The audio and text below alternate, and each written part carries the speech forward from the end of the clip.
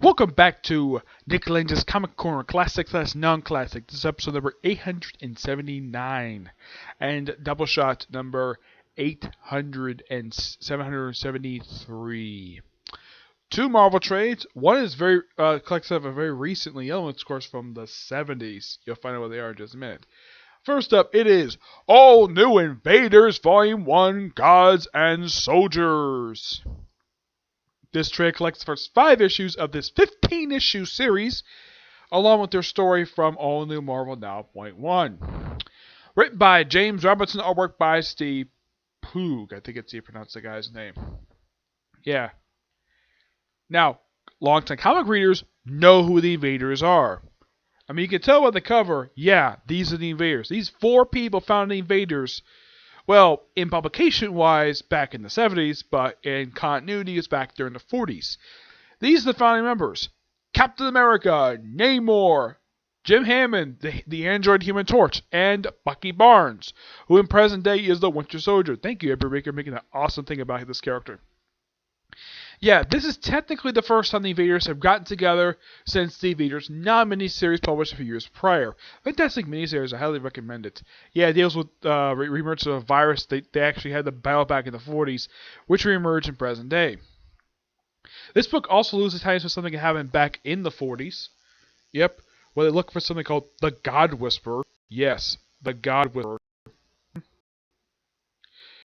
Introduction to a new character in here. Called, what's her name, is Tala the Pursuer. She took over from the previous Pursuer, who is Korthak. Yeah, that's that guy's name. He's been dead since Annihilation Conquest back in 2007, so at the time this came out, he had been dead for a good 7 years. Yes, 7 years. Also, fun fact: this is one of the first. This was one of the first 2 ongoing series that. This was one of the first two ongoing series that James Robertson was given when he first came to Marvel Comics back in 2014. He was given this and Fantastic Four. Yep. When I heard that he was going to do this series, I'm like, that's a brilliant idea. After all, this guy did technically the Invaders' counterpart of DC Comics, the JSA. So why not have him do the Invaders? Brilliant stroke of genius there. And doing Marvel's first family. Why not? It's a fantastic idea to do, and he did a great job with that book. Yep. Now, this series was sadly canceled after 15 issues, which sounds like almost every title that he did. I mean, like 3 of his titles ended after 15 issues. I'm not kidding about that. It did. I mean, his longest book he did was Fantastic Four, and that was 18. That was an 18-issue run, though it was continuing under his triple-digit number before it ended. And of course, he did get 2 more series before he left Marvel Comics proper, when he did the Nick Fury series, which was canceled after 5 issues, and Cable, which he left that book after 5 issues, where it was renumbered back to triple-digit numbering. Yeah, this is technically also the first Invaders comic, not only first series since Invaders Now, but the first ongoing one since the early 2000s. Yeah, from a series was called New Invaders, and it was done by Kurt Busiek. It was a short-lived comic book. It was even shorter than this. That was like good 9 issues. Yeah, that was a new version of Invaders formed in present day, led by the U.S. agent who just to call himself Captain America and threw around Paper Shield. Yeah, look it up. It's really weird. And Jim Hammond was on that team too. Yeah. The story for this one is that the story starts out with Jim Hammond, which technically, chronologically, the last time this guy physically appeared was back in the final issue of Secret Avengers, which was published a year prior to the start of this series. And he's just, apparently, what he's been up to since then, he moved to a small town and became a mechanic. Yep. And just living a normal life until Tara shows up with her Kree force just looking for him. And, of course, this device known as the God Whisperer. A device that, as far as I can tell after this, does not make a physical appearance. I think it showed up maybe in Silver Surfer, but that was it. And there's something related to Silver Surfer revealed at the end of this comic book. Yeah, so he attacks him, tears this small town, and at the end of the first issue we had the return of Captain America. Captain America and Winter Soldier show up. Yep, and of course, second issue is kind of explaining. They also show the end of issue 1 that Namor has been captured by the Kree, and he's on the Kree home planet. Yep. So they have second issue pretty much recap how Cap and Winter got to what they were at the end of issue 1. Issue 3 just can explain how Namor got to his particular situation, and of course they also meet up with the original Vision, Icarus, who in a way acts like Marvel's version of the Martian Manhunter. The only difference is this guy made his debut like good 10 years before Martian Manhunter. This guy made a debut back in the 40s, and Martian Manhunter made a debut back in the 50s. Though the thing is, Martian Manhunter is more well known than this guy is. When people think of the Vision, you probably think of the robot who showed up back in the 70s, created by Roy Thomas. Yeah, this guy is not the he is not the Vision of present day. Oh no, he is not. This is a completely different character. Oh, and here's what this pursuer looks like. That's her. Man, what a lovely woman she is. Heck, there's even a joke about her being a member of being a Lantern because, well, blue skin. As far as I don't think that Jim Hamm has ever counted the Kree before. Well, not that I can think of anyways. No, not off the top of my head. Here he is. The Vision. Which, he does similar poses to actually the Roy Thomas one. And apparently this guy travels by smoke and has his own spaceship. He technically has been part of the Invaders before, in the Invaders Now miniseries. Like I said, highly recommend checking it out. Yeah, so they go to Hala, the Kree home planet. How did they get there? They travel there by smoke. How did they travel there by smoke? Well, they have to blow up a Quinjet in order to go there. And they go to the planet. The Invaders reunite with Namor. And of course, I love this scene between Namor and the Supreme Intelligence. As far as I know, Namor has never met the Supreme Intelligence before. And he knows of him. He knows who he is. But as far as I can tell, this is the first time Namor has ever met the Supreme Intelligence. I would say of all the people who are part of the Invaders who are in this comic, I would say the only one who's actually met him is Cap. He's the only one who has met him before, because the first time they met was back during Operation Galactic Storm back in the early 1990s. Great event that is. I highly recommend checking out Charades for it. They go there, bait a bunch of Kree soldiers. Cap even briefly almost shuts down the Supreme Intelligence. Also, till he gets your hands on God Whisperer, and decides to use it on one of the Eternals. Which one? Well, he's technically the leader of the group, so why not? And this is technically the first appearance he's had in quite a while, and this is Icarus of the Eternals. Yeah, this is him. Yeah, he shows up in this issue and the following issue as well. Yeah. Excuse me, those who don't know who the Eternals are, they are technically Marvel's version of New Gods. Which, like New Gods, they are created by Jack the King Kirby. This character first appeared along with the Eternals back in the Eternals #1, published back in published back around the mid to late 70s. But yeah, it was after Jack Kirby came back to Marvel Comics after his stint in DC. He created this guy. The Celestials are also creations of Jack Kirby, and the Celestials created the Eternals. Yep. So after they free the guy from his control of the God Whisperer, yeah, Cap says, okay, we'll turn it back on if you give us a God Whisperer. Okay.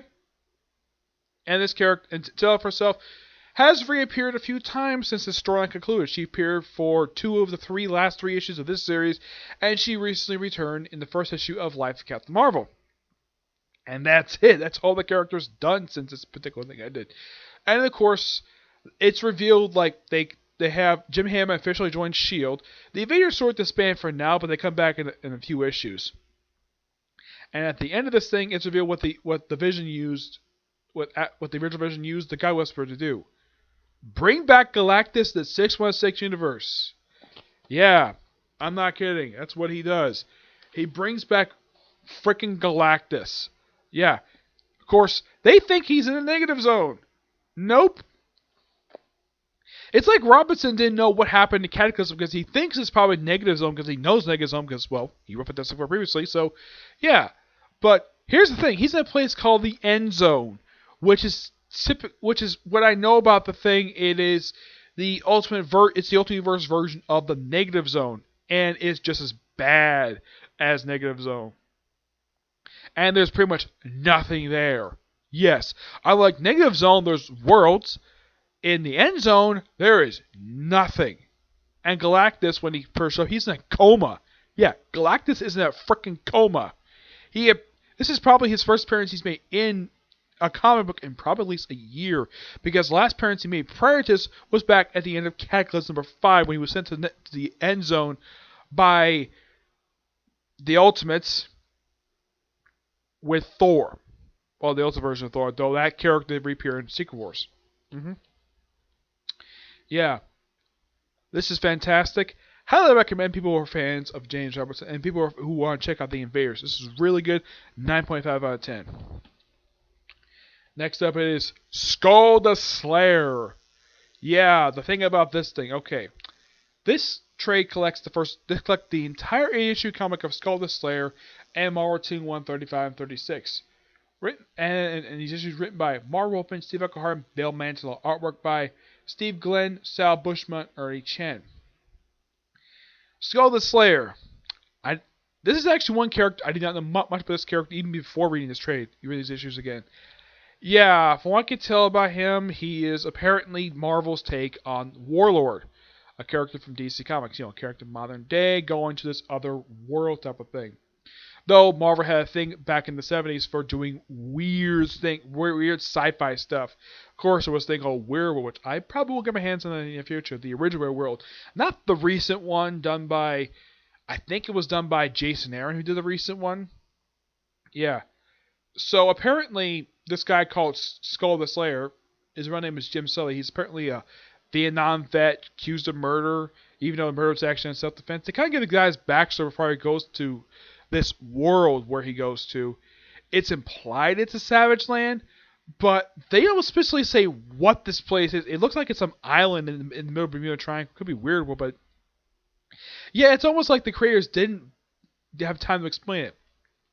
Now, the character himself was created by Marv Wolfman, and Steve Glenn. Yeah. Oh, and here's something I actually found this quite interesting. The coloring for this issue is done by Marv Wolfman himself. Yes, I'm thinking, Marv Wolfman, isn't he a writer? Yeah, he is a writer. Yeah, he left this book after 3 issues, had a standalone issue in this issue. 4 was done by Steve Englehart, and pretty much the rest of the series was done by Bill Mantlo. Awesome guy he is. And then, of course, the Marvel 2 issues are done by Marv Wolfman. Simply put, those 2 issues simply were served as just basically a couple issues where the thing is they're just wrapping loose ends in the actual series, because the series is abruptly canceled after 8 issues because issue 8 ended with a cliffhanger which wasn't resolved until these Marvel 2 issues. Yeah, that's the weird thing about this. This is actually one of the few times in the 70s where a book gets abruptly canceled and the loose plot threads have wrapped up in our comic book. Not the first this has happened. They did this with Mega the Unknown, wrapping up pages of Defenders. They did it with Iron Fist, wrapping that plot threads that series wrapped up in the pages of Marvel 2-in-1. Luckily enough, that book was actually done by the writer of Iron Fist, Chris Claremont, though he was not the creator of the character, it was Roy Thomas. Now, in the case of Marvel 2-1, that one was actually done by Marv Wolfman. He wasn't the previous writer of the character, but he did create the character, so it makes kind of some sense. Yeah. So yeah, they have them team up with the Thing, and then after this, Skull himself is never seeing Marvel Comics again until like 2011, when he shows up in the FF storyline where Skull reunites with the Thing. This was about 7 years, at least about almost 8 years ago. So he didn't return after this for at least 35 years. It took a long time for this character to return. Yeah, it's like they wrote him off and he was never seen again. But if you're curious for this character, yeah, this whole series is a mixture of sci-fi, fantasy, espionage, war, and it's mixed in really, really well. And I highly recommend people fans of Marv Wolfman and Steve Englehart and Bill Mantlo. I give this book a 9.5 out of 10. Knowing from books not only traits post seventies, they're really good. There's some minor things I have problems with, like the fact that apparently the military is so stupid. The fact they blame him for his brother's death, despite the fact it was clearly self-defense. Yeah, luckily at the end of it, they give sort of a happy ending to the characters. Despite the fact when next time we see him, he's kind of back in the jungle again. For no explained reason. Okay? This is really good. Okay, so that's it for this particular review. Stay tuned for my review of The 7 Deadly Sins. That's next, okay? But to next review. Bye.